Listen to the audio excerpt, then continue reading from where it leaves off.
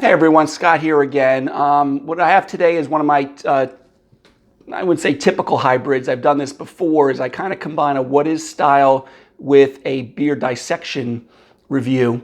And what we're going to talk about today is Doppelbock. And we're going to be reviewing Troegs Troegenator, which is a very good example of the style of Doppelbock. Now, Bock means goat in German. Doppel means double goat. So if you ever happen to see on beers like Eyinger, Celebrator, or other Bock-style beers, they have pictures of goats depicted on there. Now that all started, at least from what I've learned through all my readings and studying, is that there's a region in Germany called Einbeck. And now there was a dialect at the time called, and they would be saying Einbach. And they eventually formed the term Bock from Einbach. Now, where was Bock originally? Bock is a style of beer. Typically, it's about 6 to 7% alcohol, even though today in Germany, the laws are written more on original gravity versus the actual alcohol percentage. But there is a correlation between the original gravity of the beer and the final alcoholic percentage. And original gravity, again, is the dissolved solids within what we call the wort, which is the sugary syrup that the yeast are going to act on. And Bock beer is roughly 6 to 7%. If I didn't say, double Bock is about 7% plus. So in that region of Germany, Einbach, they would, and I'm kind of exaggerating a little bit, but they developed the style of Bock beer, and they would be Einbach, and then they just eventually started calling it Bock, and Bock being goat, that was, a big thing. And then of course I haven't gotten into Doppelbock yet, but so fast forward a little bit, the monks of St. Paula, I think of maybe Franciscan monks, were invited to Bavaria. And they set up their monastery in Bavaria, and they developed a beer, which was, during Lent, especially similar to the Trappist monks, to sustain themselves and, other things, enjoy themselves probably too. They developed a style of beer called Doppelbock. At the time, though, they called it St. Father beer, and eventually took on the name Salvator beer, and hence that suffix ATOR. And so they developed that beer. Well, after some time, and it was the style of Doppelbock being a stronger beer, and they did call it liquid bread. So have you ever heard the term liquid bread? Because this beer is going to be a very malty, dense beer. At the time, it was probably a lot more less attenuated at the time. Attenuation means the higher a beer is attenuated, the more the yeast acted on that sugary syrup and dries the beer out a little bit. Back then, the beer was not very attenuated, hence had more calories, probably had more undissolved sugars, hence was kind of liquid bread and would sustain the monks. Nowadays, it's a little bit more attenuated. So they formed this beer, Salvator, and a lot of other breweries were brewing style very similar in, Germany. Well, the St. Paula monks, which eventually became Polaner Brewery, present day Polaner Brewery, they decided to trademark the term Salvator. So a lot of the other breweries had to come up with other names, and they just kept the suffix ATOR. So you have Augustiner Maximator, you've got Spaten Optimator, you have, trying to think of one other one. The other example is Weihenstephaner has Corbinian, which is not an ATOR, but a lot of them use the ATOR suffix. And on Troegs in the US, we made a style and they used Troegenator. So if you ever happen to see the suffix, if I can think of the other one, I think I said Eyinger, Spaten. I think I named some of the most popular ones. If I think of it, I'll try to pop a little graphic over my shoulder if I think about it later. But the ATOR, so Doppelbock, double goat, even one of them, I think it's Eyinger Celebrator, even has two little goats wrapped around the label. It's like these two little emblem, almost looks like ornaments on there. So what are we going to expect from this beer besides being about a 7 to 8% alcohol beer? It's going to be more malt forward. It's going to have a lot of toast flavors. It should not be roasted or coffee-like a porter would be, or maybe even some stouts. It should have a lot of Maillard reaction, which is, Maillard to me almost seems like a barely burnt like sugar, like when you're heating up sugar and you're making, and you're caramelizing the sugar. So almost to that point, just before it goes to a more of a burnt flavor to it, that Maillard reaction. So this is gonna have like breadcrumb, toasty, deep bread like a brioche or challah bread, like even more toasted than that. So you get that dense, toasty bread crust Maillard reaction beer. Hops are not going to be very important. I mean, they're going to balance it out a little bit with probably your typical German noble hops like, Spalt, and you've heard me mention these before in the past, Tettnang, Hallertau, Mittelfrüh. Some other things, let me just make sure I've covered all the history I would like to talk about this. This is a lager, so it is going to be bottom fermenting yeast.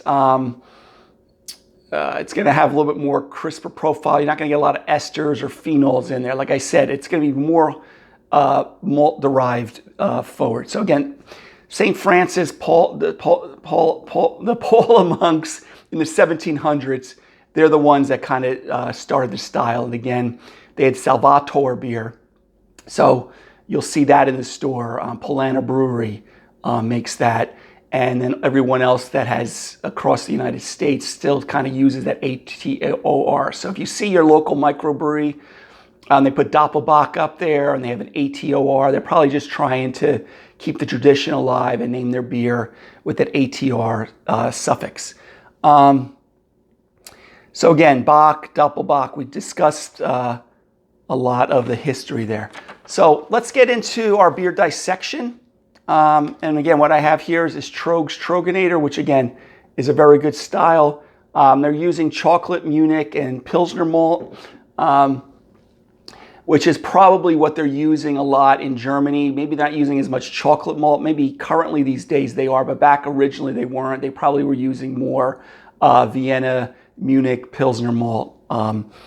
And a lot of times they'll do a decoction mash, which is when they have the grains steeping with the hot liquid syrup to extract the and convert the sugars.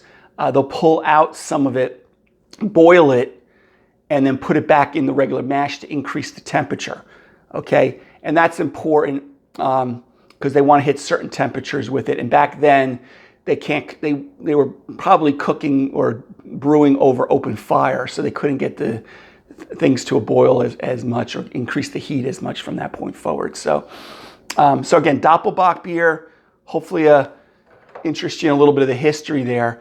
But one of my more favorite styles of beer. This one's coming in at 8.2% alcohol, so kind of right in that range of where we need to be.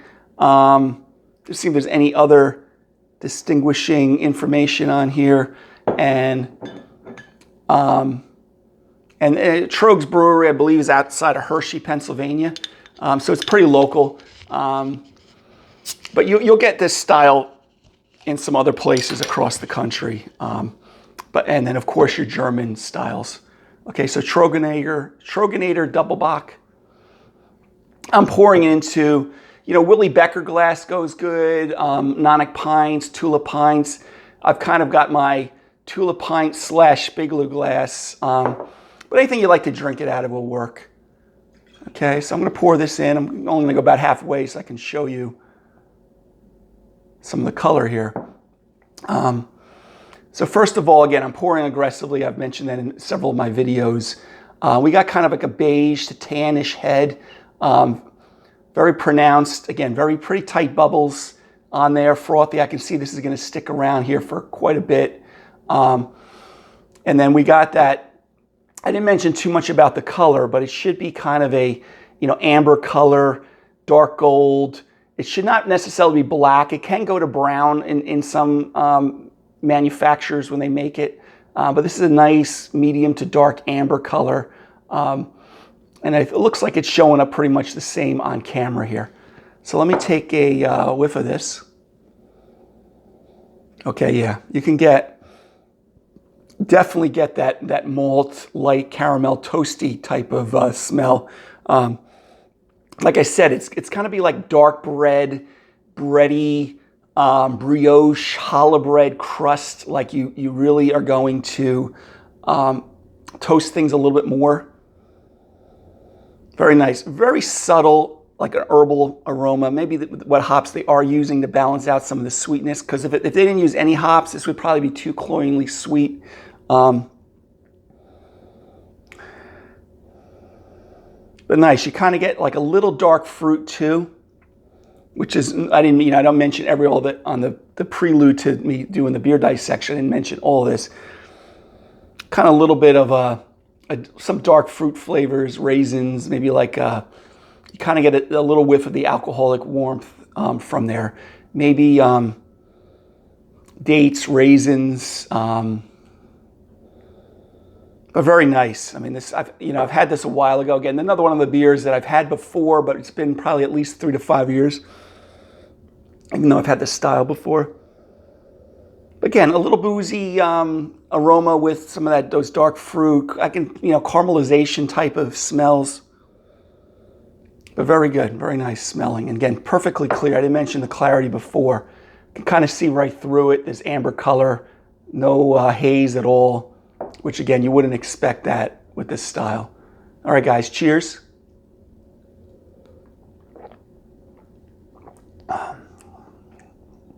Yeah. Definitely medium to full bodied, which again, some of these highlights I didn't give you in the prelude here.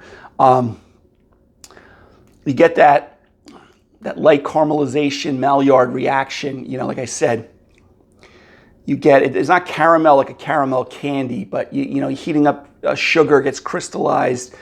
And you just go just over the edge, not before it's like burnt completely, but you just kind of get that little. That's that just over the edge, just so it gets caramelized somewhat. And again, that's the best way I can kind of describe that Maillard taste and flavor. Definitely rich, toasty bread. I do get out some alcoholic warmth here, which you'd expect at over 8%. Like kind of that rum raisin type of flavor to it. This is definitely a beer that you're going to kind of sip, okay? Because at 8%. It definitely is bold. Definitely this is the type of time of the year during the winter time that we'd be drinking these a little bit more often. Like I said, kind of low to medium carbonation. That medium mouthfeel to full mouthfeel. As I let it sit on my taste buds, again, you get that deep, toasty, bread crust, graham cracker kind of malt profile, a little boozy because of the style of beer and the alcoholic strength, but very nice.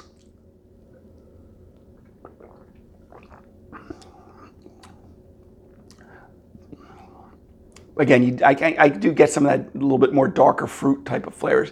Not as rich as maybe a plum, maybe some fig, like cooked figs and things like that. But definitely a more bold beer than some of your lighter malted styles of beer. So again, guys, little history of Doppelbock. Look for those Ader suffixes on a lot of styles. German Eyinger, Spaten Optimator, Augustiner, Maximator, Polaner, Salvator. Again, Weinstefaner makes a Corbinian, which doesn't have that typical ATOR. And again, Troegenator is very good. Or check your local microbrewery for that. But again, remember, Bock is a little less alcoholic strength. Doppelbock is double Bock, Bock being goat. And they do have some more legal stipulations for their beer in Germany than, say, the U.S. has. So again, Troegenator is the beer dissection. And hopefully, guys, a little history and a little bit about this beer, but I definitely recommend this one. And I've had it before, but try a Doppelbock style, especially if you like more malt forward beers. This is not a hop dominant beer. Okay, this is more malt driven type of beer. Munich malts, Pilsner malts. This one, I believe, maybe use a little chocolate malt in there. Okay, should not be roasted or burnt like chocolate with chocolate and things like that. Okay, guys.